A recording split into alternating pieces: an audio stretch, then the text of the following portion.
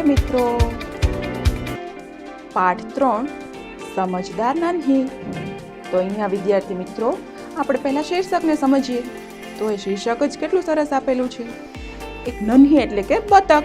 એક એવું નાનકડું બતક છે કે જે પોતાના સારા સ્વભાવને અને બુદ્ધિ ચાતુર્યને લીધે વીંછીના ડંખ મારવાના ખરાબ સ્વભાવની છોડાવી દે છે। કઈ રીતે પોતાના બુદ્ધિ ચાતુર્યથી આ કાર્ય કરે છે એ આપણે હવે જોઈશું। हाँ, અને એની પહેલા આપણે એક પ્રસ્તાવનામાં વીંછીની જ વાર્તા જોઈશું, બરાબર। तो चलो पहले कहानी को पढ़ेंगे, देखेंगे उसके चित्र को और समझेंगे, और बाद में हम समझदार नन्ही को देखेंगे इस कहानी में क्या है। चलिए, प्रस्तावना में आप देख सकते हैं कि एक ऋषि है जो क्या कर रहे हैं, जो नदी में स्नान कर रहे हैं। चलिए, पुराने जमाने की एक बात है जब घने जंगल में ऋषि का आश्रम हुआ करता था। यहाँ पे आप ऋषि का नाम भी लिख सकते हैं। आप कह सकते हैं कि उस ऋषि का नाम अगस्त्य था, कण्व था, आदि जैसे ऋषि का नाम भी आप कह सकते हैं यहाँ पे। तो ये जो ऋषि थे वो हर रोज सुबह को नदी में स्नान करने जाते थे। अब आप दूसरे चित्र में क्या देखेंगे, आप देखेंगे कि ऋषि नदी में स्नान कर रहे हैं, तभी उन्होंने पानी में क्या देखा, एक बिच्छू देखा, और बिच्छू को वो बचाने का प्रयास करते हैं। अब हम इसी कहानी में कैसे कह सकते हैं, तो आप कह सकते हैं कि वो एक दिन जब नदी में स्नान कर रहे थे तब वह देखते हैं कि एक बिच्छू पानी में डूब रहा है, उसकी जान को खतरा था और वो मरने वाला था। तभी ऋषि को उस पर दया आई और उसे बचाने का प्रयास वह शुरू कर देते हैं। वह उसे अपने हथेली में लेके नदी के किनारे तक ले जाने का प्रयास करते हैं। उसी दौरान वह बिच्छू अपना खराब स्वभाव नहीं छोड़ता और ऋषि को बार बार डंख देता है। ये 3-4 बार हुआ। ऋषि अपने हाथ में उसे उठाते हैं और जब तक वह किनारे पहुँचे उसके पहले ही बिच्छू उसे काट देता है और वह अपने हाथ को वहाँ तक नहीं ले जा सकते और पानी में ही छोड़ देते हैं। बाद में उसने डंख सहन करके पीड़ा को सहन किया और बिच्छू को किनारे तक छोड़ दिया। तब बिच्छू उसे कहता है कि ऋषि, मैंने तो आपको बार बार डंख दिया, फिर भी आपने मेरी जान बचा ली। तब ऋषि कहते हैं, तुम्हारा स्वभाव है डंख देना, ये तुम्हारी आदत बड़ी खराब है, लेकिन मेरा स्वभाव अच्छा है और मेरी आदत भी अच्छी है। मैं किसी जीव को अपने सामने मरते हुए नहीं देख पाता, इसीलिए आज मैंने तुम्हारी जान बचा ली।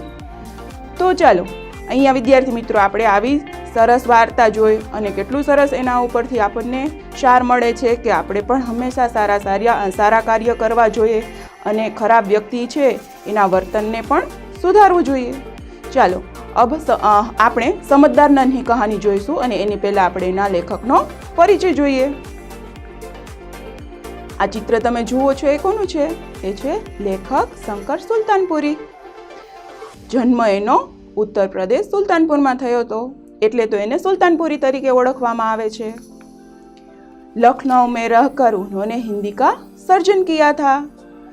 उन्होंने अभी तक 500 से ज़्यादा काव्य, कहानी, नाटक, उपन्यास, जीवनी, संस्मरण, चित्रकथा आदि लिखे हैं।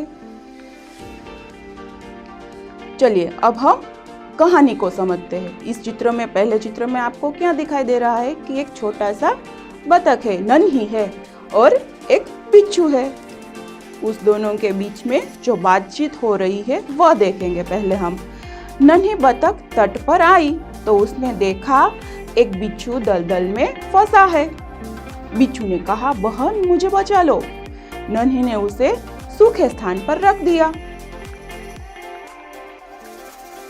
अब हम दूसरे चित्र में भी देख सकते हैं कि दोनों वही हैं और दोनों के बीच में संवाद हो रहे हैं, कुछ बातें हो रही है। वो क्या पहले तो आपने देखा कि पहले चित्र में वो डूब रहा था, उसे बचाने की क्रिया कर रही थी नन्ही। अब क्या आगे होता है, बिच्छू ने नन्ही को डंक मार दिया। नन्ही ने कहा, तुम ये गंदी आदत छोड़ दो, नहीं तो मुसीबत में तुम्हारी कोई मदद या रक्षा नहीं करेगा। नन्ही माँ के पास नदी में चली जाती है। इस दोनों के बीच में जो बातचीत होती है उससे हमें अंदाज लगता है कि नन्ही क्या कहना चाहती है बिच्छू को, क्या संदेश देना चाहती है।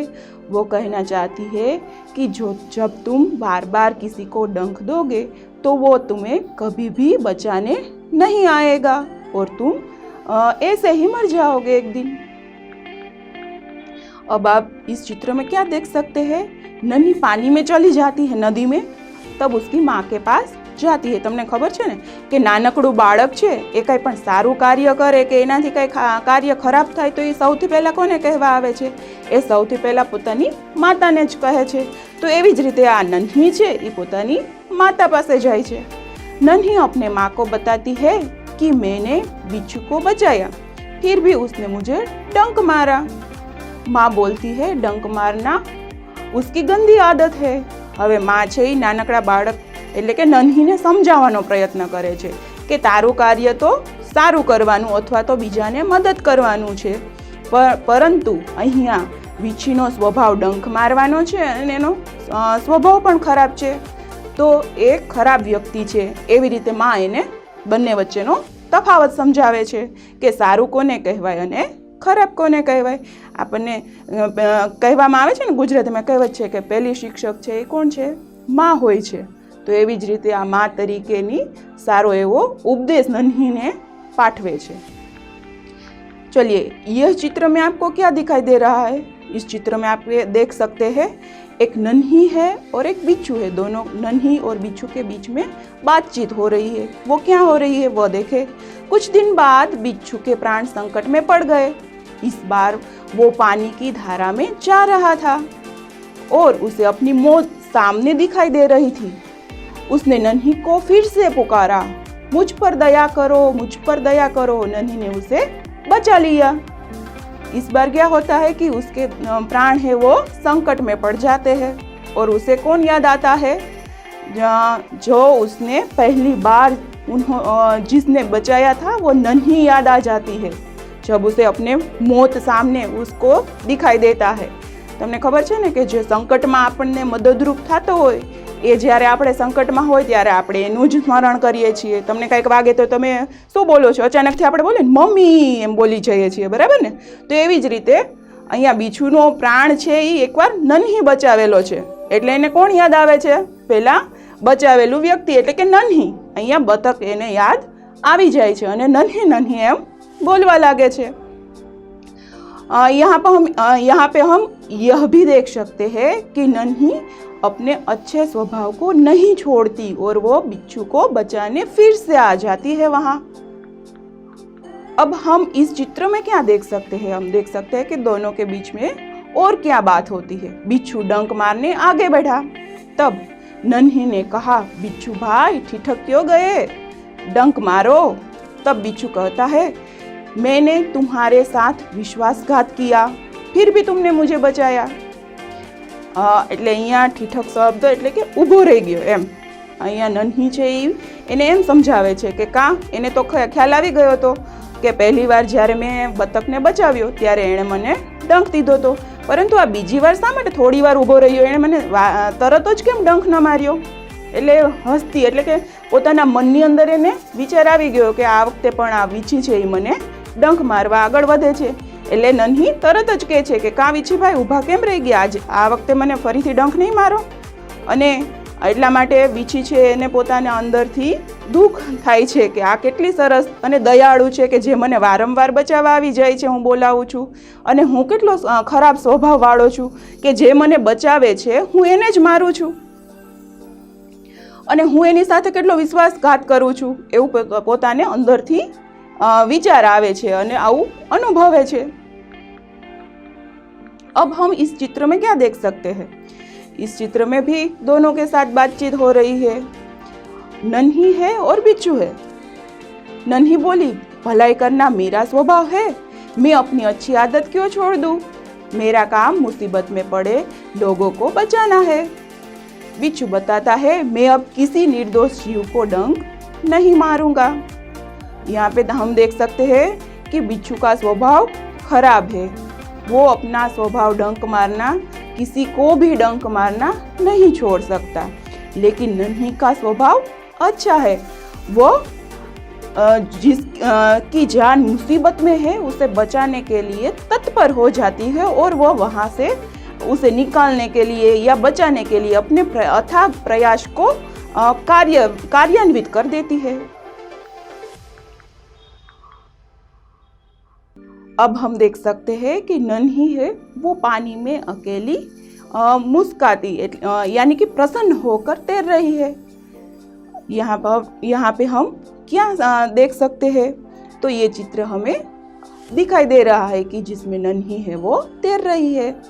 नन्ही नदी में चली गई, आज माँ से कहती है वो पूरी घटना, अपनी माँ को वो पूरी घटना के बारे में बता देती है कि आज उसके साथ क्या हुआ।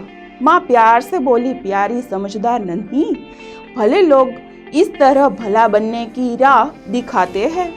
नन्ही प्रसन्नता से नाचने लगी। હવે અહીંયા મમ્મીએ એની માતા જે છે એણે સરસ મજાનો સંદેશ આપ્યો કે હે સમજદાર નન્હી, તે જે રીતે વીછીના ખરાબ સ્વભાવને છોડાવ્યો એવી જ રીતે સમાજમાં સારા સ્વભાવવાળા લોકો છે એ આવી જ રીતે રાહ ચીંધે છે અને ખરાબ સ્વભાવવાળા લોકોનું ખરાબ કાર્યને છોડાવીને રહે છે।